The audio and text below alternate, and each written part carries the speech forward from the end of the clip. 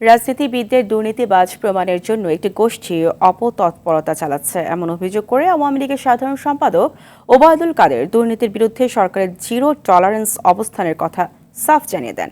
সকালে রাজধানীর সরওয়ার্দী উদ্যানে দলটির ৭৫তম প্রতিষ্ঠা বার্ষিকীর অনুষ্ঠান স্থল পরিদর্শন শেষে তিনি এসব কথা জানান। এদিকে দলটির প্লাটিনাম জয়ন্তীকে ঘিরে শেষ মুহূর্তের প্রস্তুতি সম্পন্ন হয়েছে। শাকিলা করিমের রিপোর্ট।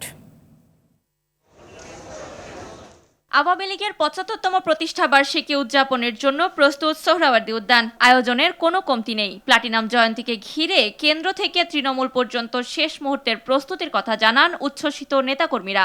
বড় জনসমুদ্রে রূপান্তর হবে এবং তার জন্য কর্মী বাহিনী সব প্রস্তুত আছে এবং সাজে সজ্জিত হয়ে তারা এই জায়গায় আসবেন। এই উৎসব মুখর পরিস্থিতিতে কোনো রকম যাতে বিশৃঙ্খলা না হতে পারে সেই জন্য বাংলাদেশ আওয়ামী লীগ থেকে সর্বরকমের প্রস্তুতি গ্রহণ করা হয়েছে। শনিবার সকালে কেন্দ্রীয় নেতৃবৃন্দকে সঙ্গে নিয়ে অনুষ্ঠানস্থল ঘুরে দেখেন আওয়ামী লীগ সাধারণ সম্পাদক ওবায়দুল কাদের। এ সময় তিনি বলেন, রাজনীতিবিদদের দুর্নীতিবাজ প্রমাণের জন্য অপতৎপরতা চালাচ্ছে একটি গোষ্ঠী। পলিটিশিয়ানরা ব্যর্থ এটা প্রমাণ করার জন্য এক শ্রেণীর লোক আজকে বাংলাদেশে তৎপরতা চালাচ্ছে।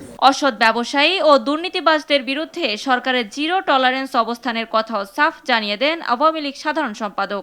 সৎ ব্যবসা করতে তো আপত্তি নেই, অসৎ ব্যবসায়ীদের বিরুদ্ধে আমাদের জিরো টলারেন্স, দুর্নীতির বিরুদ্ধে আমাদের জিরো টলারেন্স। ৭৫ বছরের প্রাচীন দল আওয়ামী লীগ মানুষের সঙ্গে আছে, ভবিষ্যতেও থাকবে জানিয়ে কাদের বলেন, সাম্প্রদায়িক জঙ্গিবাদী শক্তিকে পরাজিত করে অসাম্প্রদায়িক দেশ গঠন এবং দলের নির্বাচনী ইশতেহার বাস্তবায়নই সরকারের লক্ষ্য।